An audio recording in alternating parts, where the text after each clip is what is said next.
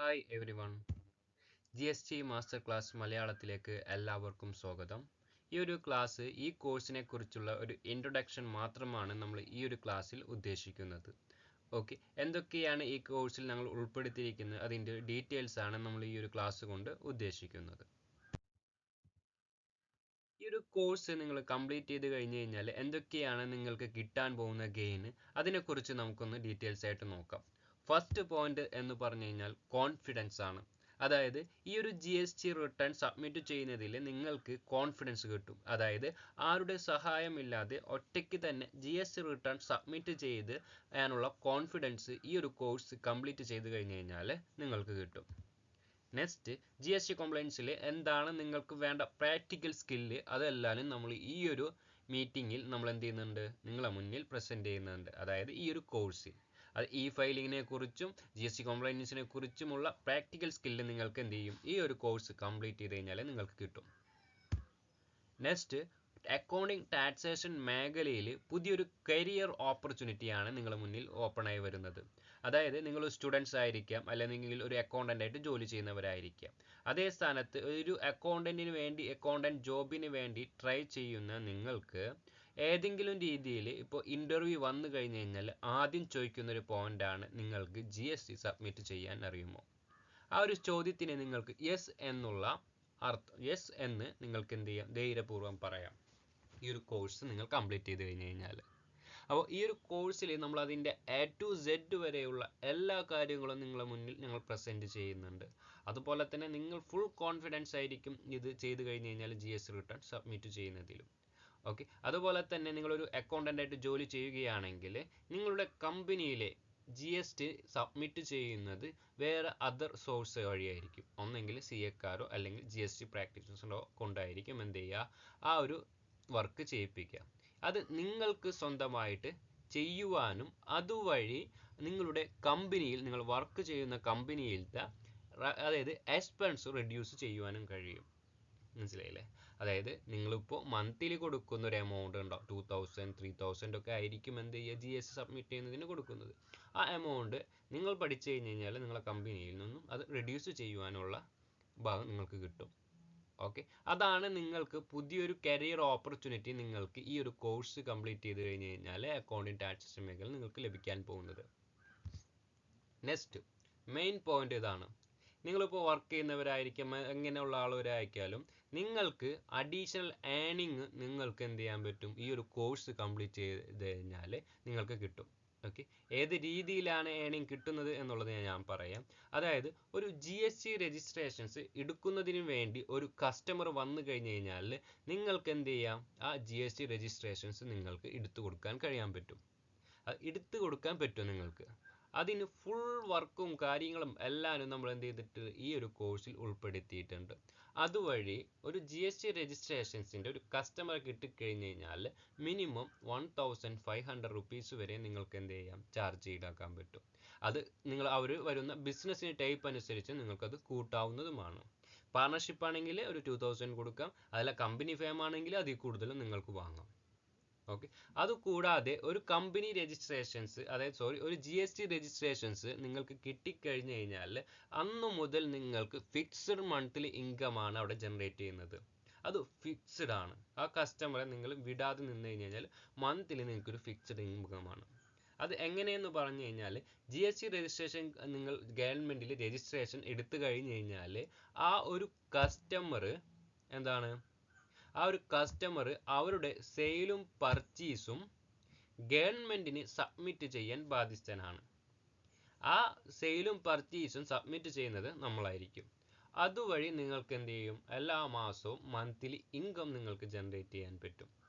Okay, ആ കസ്റ്റമർക്ക് പ്രോപ്പറായിട്ട് നിങ്ങൾ എല്ലാ ഇൻപുട്ടും കാര്യങ്ങളും സപ്പോർട്ടും കൊടുത്തു കഴിഞ്ഞ് കഴിഞ്ഞാൽ ആ കസ്റ്റമർ നിങ്ങളെ റെഫറൻസ് ചെയ്യുകയായിരിക്കും.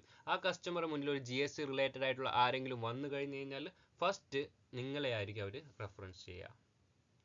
ഓക്കെ, അപ്പോൾ വരും വീഡിയോകളിൽ നമ്മൾ എന്തെങ്കിലും അതിനെക്കുറിച്ച് ഡീറ്റെയിൽസ് എല്ലാം കവർ ചെയ്യും. അപ്പോൾ നിങ്ങൾക്ക് ഈ ഒരു പോയിന്റ് നോട്ട് ചെയ്യുക, ഈ ഒരു കോഴ്സ് നിങ്ങൾക്ക് കംപ്ലീറ്റ് ചെയ്ത് കഴിഞ്ഞാൽ ഒരു അഡീഷണൽ ഏണിങ് നിങ്ങൾക്ക് ബിൽഡ് ചെയ്യാൻ പറ്റും, അത് ഉറപ്പാണ്. അപ്പോൾ ഇന്നത്തോടു കൂടി നമുക്ക് GST ജേണി നമ്മൾ സ്റ്റാർട്ട് ചെയ്യാൻ പോവുകയാണ്. അപ്പോൾ അതിനു മുമ്പ് ഞങ്ങൾ ഈ ഒരു കോഴ്സിൽ ഉൾപ്പെടുത്തിയിട്ടുള്ള സിലബസുകൾ, ഈ GST മാസ്റ്റർ ക്ലാസ് എന്ന് പറയുന്ന ഈ ഒരു കോഴ്സിൽ ഞങ്ങൾ എന്തൊക്കെയാണ് ഉൾപ്പെടുത്തിയിരിക്കുന്ന സിലബസുകൾ എന്നുള്ളത് നമുക്കൊന്ന് നോക്കാം. First, tax in India basic level. അതായത് ഇന്ത്യയിൽ നിലവിലുള്ള ടാക്സ് സമ്പ്രദായങ്ങൾ എന്തൊക്കെയാണ് എന്നുള്ളത് നമ്മൾ എന്ത് ചെയ്യുന്നുണ്ട്, ഒരു ബേസിക് ലെവലായിട്ട് നമ്മൾ ഈ ഒരു കോഴ്സിൽ ഉൾപ്പെടുത്തിയിട്ടുണ്ട്. അതുപോലെ തന്നെ GST ഫംഗ്ഷൻ, GSTയുടെ വർക്ക് എങ്ങനെയാണ് വരുന്നത്, അതിൻ്റെ ഇമ്പോർട്ടൻസ് എന്താണ്, അതിൻ്റെ ഫുൾ ഡീറ്റെയിൽസ് നമ്മൾ എന്ത് ചെയ്യുന്നുണ്ട്, ഈ ഒരു മീറ്റിങ്ങിൽ ഉൾപ്പെടുത്തിയിട്ടുണ്ട്, അതായത് ഈ ഒരു കോഴ്സിൽ ഉൾപ്പെടുത്തിയിട്ടുണ്ട്. Next, GST new registration. ഒരു പുതിയൊരു കസ്റ്റമർ GST രജിസ്ട്രേഷൻസ് എടുക്കുന്നതിന് വേണ്ടി നിങ്ങളെ മുന്നിൽ വന്നു കഴിഞ്ഞു കഴിഞ്ഞാൽ നിങ്ങൾ അറിയേണ്ടതായിട്ടും നിങ്ങൾ ചെയ്യേണ്ടതായിട്ടും വേണ്ടി വരുന്ന എല്ലാ കാര്യങ്ങളും നമ്മൾ എന്ത് ചെയ്തിട്ടുണ്ട്, ഈ GST മാസ്റ്റർ ക്ലാസ് കോഴ്സിൽ ഉൾപ്പെടുത്തിയിട്ടുണ്ട്. Next, GST invoice input tax credit. അതായത് നിങ്ങളൊരു GST കസ്റ്റമറെ കിട്ടിക്കഴിഞ്ഞ് കഴിഞ്ഞാൽ, GST രജിസ്ട്രേഷൻ കിട്ടിക്കഴിഞ്ഞ് കഴിഞ്ഞാൽ എന്തൊക്കെ കാര്യങ്ങൾ അവർ ശ്രദ്ധിക്കണം, GST ഇൻവോയ്സ് എങ്ങനെയുള്ളതായിരിക്കണം, നമുക്ക് ഇൻപുട്ട് ടാക്സ് എങ്ങനെയാണ് കിട്ടുന്നത്, അതിൻ്റെ ഫുൾ ഡീറ്റെയിൽസ് നമുക്ക് എന്ത് ചെയ്യാം, അവർക്ക് പറഞ്ഞു കൊടുക്കുന്നതിന് വേണ്ടിയിട്ടുള്ള എല്ലാ രീതിയിലുള്ള പോയിന്റ്സുകളും നമ്മൾ കവർ ചെയ്തിട്ടുള്ള ഒരു ക്ലാസ് നമ്മൾ എന്ത് ചെയ്യുന്നുണ്ട്, ഈ ഒരു കോഴ്സിൽ ഉൾപ്പെടുത്തിയിട്ടുണ്ട്. നെക്സ്റ്റ് മെയിൻ പോയിന്റ് എന്ന് പറഞ്ഞു കഴിഞ്ഞാൽ നമ്മൾ നേരത്തെ ഫസ്റ്റ് സ്ലൈഡിൽ പറഞ്ഞ പോലെ തന്നെ നമുക്കൊരു മന്ത്ലി റിട്ടേൺ ഏണിങ്സ് ഉണ്ടാക്കാൻ പറ്റുന്ന ഒരു പോയിന്റാണ് ഈ ഒരു പോയിന്റ്. അതായത് ഒരു കസ്റ്റമറിന്റെ സെയിൽസും പർച്ചേസും മന്ത്ലി നമ്മൾ ഗവൺമെന്റിന് സബ്മിറ്റ് ചെയ്യണം. ആ ഗവൺമെന്റ് സബ്മിറ്റ് ചെയ്യുന്ന രണ്ട് ഫോമുകളാണ് GSTR1ഉം GSTR3ഉം. ഇതുവഴി എന്ത് ചെയ്യും, നിങ്ങൾക്ക് GST റിട്ടേൺ സബ്മിറ്റ് ചെയ്യാം. ആ GST റിട്ടേൺ എങ്ങനെ സബ്മിറ്റ് ചെയ്യാം, എന്തെല്ലാം കാര്യങ്ങളാണ് നമുക്ക് വേണ്ടത്, അതിനെക്കുറിച്ചിട്ടുള്ള ഡീറ്റെയിൽസ് ക്ലാസ് നമ്മൾ ഈ ഒരു മീറ്റിംഗ്, അതായത് ഈ ഒരു കോഴ്സിൽ നമ്മൾ ഉൾപ്പെടുത്തിയിട്ടുണ്ട്. Next, due date, light fee and penalties. അതായത് നമ്മൾ GSTR1 GSTR3 എപ്പോഴാണ് സബ്മിറ്റ് ചെയ്യേണ്ടത്, കറക്റ്റ് സമയത്ത് നമ്മൾ സബ്മിറ്റ് ചെയ്തില്ലെങ്കിൽ വരാൻ പോകുന്ന ലൈറ്റ് ഫീനെ കുറിച്ചും അതിൻ്റെ പെനാൽറ്റീസിനെ കുറിച്ചും നമ്മൾ എന്ത് ചെയ്യുന്നുണ്ട്, ഈ ഒരു കോഴ്സിൽ ഉൾപ്പെടുത്തിയിട്ടുണ്ട്. Next, GST payment and refund. ഇത് പ്രധാനമായും ചെക്ക് ചെയ്യേണ്ടത്, നമുക്കൊരു ഇൻവോയ്സസ് വന്നു കഴിഞ്ഞു കഴിഞ്ഞാൽ ഒരു അഡ്വാൻസ് എമൗണ്ടിന്മേൽ നമ്മൾ ടാക്സ് കളക്ട് ചെയ്യുന്ന ഒരു പ്രൊസീജിയേഴ്സ് ഉണ്ട് GSTയിൽ. അത് എങ്ങനെ നമ്മൾ ടാക്സ് അടയ്ക്കണം, അതെങ്ങനെ റീഫണ്ട് കിട്ടും, അതിനെക്കുറിച്ചുള്ള ഒരു ഡീറ്റെയിൽസ് ആയിട്ടുള്ള ഒരു ക്ലാസ്സും നമ്മൾ എന്ത് ചെയ്തിട്ടുണ്ട്, ഈ ഒരു മീറ്റിങ്ങിൽ, അതായത് ഈ ഒരു കോഴ്സിൽ ഉൾപ്പെടുത്തിയിട്ടുണ്ട്. അതുപോലെ തന്നെ ഏറ്റവും ഈ കോഴ്സിൻ്റെ അട്രാക്റ്റീവ് പോയിന്റ് എന്ന് പറഞ്ഞു കഴിഞ്ഞാൽ ഇതാണ്, സിമുലേഷൻ പോർട്ടൽ.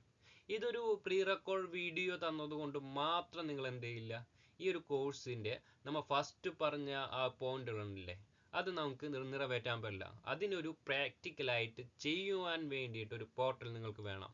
അതായത് നമുക്ക് ഒറിജിനൽ ഡാറ്റാബേസിൽ ചെയ്യാൻ പറ്റില്ല, നമുക്കൊരു കസ്റ്റമർ ഡാറ്റാബേസ് ഉണ്ടെങ്കിൽ അത് വെച്ച് ചെയ്യാൻ പറ്റില്ല. പ്രാക്ടിക്കലി ചെയ്യാൻ പറ്റുന്ന ഒരു പോർട്ടൽ നിങ്ങൾക്ക് വേണം, അതൊരു സൈറ്റ് വേണം. ആ ഒരു പോർട്ടലാണ് സിമുലേഷൻ പോർട്ടൽ പ്രാക്ടീസ്. ഇതിന് വേണ്ടിയിട്ട് 3 ഓൺലൈൻ ക്ലാസ്സുകളാണ് നമ്മൾ ഇതിന് വേണ്ടിയിട്ട് സെറ്റ് ചെയ്യുന്നത്. ആ 3 ഓൺലൈൻ ക്ലാസ്സിൽ നിങ്ങൾ എന്താണ് ചെയ്യേണ്ടത് സിമുലേഷൻ പോർട്ടലിൽ, അതുവഴി നിങ്ങൾ എങ്ങനെ GST സബ്മിറ്റ് ചെയ്യണം, GST രജിസ്ട്രേഷൻസ് എങ്ങനെ എടുക്കണം, അതിൻ്റെ ഫുൾ ഡീറ്റെയിൽസ് എന്ത് ചെയ്യും, നമ്മൾ ഈ ഒരു സിമുലേഷൻ പോർട്ടൽ വഴി നിങ്ങൾക്ക് പ്രാക്ടീസ് ചെയ്യിപ്പിക്കും. ഓക്കെ.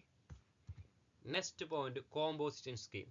GSTയുടെ ഒരു വേറൊരു പാർട്ടാണ് കോമ്പോസിഷൻ സ്കീം. ചില കസ്റ്റമറിനെ ബേസ് ചെയ്തിട്ടാണ് ഇത് എടുക്കുന്നത്. അപ്പോൾ അതിനെക്കുറിച്ചിട്ടുള്ള ഡീറ്റെയിൽസും നമ്മൾ ഈ ഒരു കോഴ്സിൽ ഉൾപ്പെടുത്തിയിട്ടുണ്ട്. Next, reverse charge mechanism, RCM. അതിനെക്കുറിച്ചിട്ടുള്ള ഫുൾ ഡീറ്റെയിൽസ് നമ്മൾ എന്ത് ചെയ്തിട്ടുണ്ട്, ഈ ഒരു കോഴ്സിൽ ഉൾപ്പെടുത്തിയിട്ടുണ്ട്. Next one, GST amendment. അതായത് നിങ്ങൾ ഓൾറെഡി സബ്മിറ്റ് ചെയ്തിട്ടുള്ള GST റിട്ടേണിൽ എന്തെല്ലാം ചേഞ്ചസുകളാണ് പിന്നീട് അമെൻഡ്മെൻറ്റ് എഡിറ്റ് വരുത്തണം എന്നുണ്ടെങ്കിൽ എങ്ങനെയാണ് അത് എഡിറ്റ് ചെയ്യേണ്ടത്, അത് എന്നുള്ളത് നമ്മൾ എന്ത് ചെയ്യുന്നുണ്ട്, ഈ ഒരു കോഴ്സിൽ ഉൾപ്പെടുത്തിയിട്ടുണ്ട്. Next, e-way bill. E-way bill എങ്ങനെ എടുക്കാം എന്നുള്ളതും ഈ ഒരു കോഴ്സിൽ ഉൾപ്പെടുത്തിയിട്ടുണ്ട്. ഇത്രയും പോയിന്റുകളാണ് നമ്മൾ ഈ ഒരു കോഴ്സിൽ ഉൾപ്പെടുത്തിയിരിക്കുന്നത്. ഈ പോയിന്റ് പ്രകാരമുള്ള എല്ലാ കാര്യങ്ങളും നിങ്ങൾ പഠിച്ചു കഴിഞ്ഞു കഴിഞ്ഞാൽ 100% ഉറപ്പാണ് നിങ്ങൾക്ക് ഈ ഒരു മേഖലയിൽ നല്ലൊരു ഓപ്പർച്യൂണിറ്റി നിങ്ങൾക്ക് ബിൽഡ് ചെയ്തെടുക്കാം. നിങ്ങൾക്ക് സ്വന്തമായി ഒരു കസ്റ്റമറുടെ GST രജിസ്ട്രേഷൻസും എടുക്കാം. അത് അവരുടെ മന്ത്ലി റിട്ടേൺ സബ്മിറ്റ് ചെയ്ത് നല്ലൊരു റവന്യൂ നിങ്ങൾക്ക് ഉണ്ടാക്കുവാൻ കഴിയും. അപ്പോൾ അതുകൊണ്ട് നമ്മളുടെ നെക്സ്റ്റ് വീഡിയോ മുതൽ നമ്മൾ GST കുറിച്ചുള്ള ഡീറ്റെയിൽസ് ക്ലാസ് നമ്മൾ സ്റ്റാർട്ട് ചെയ്യുകയാണ്. അപ്പോൾ എല്ലാവർക്കും നെക്സ്റ്റ് വീഡിയോയിൽ നമുക്ക് കാണാം.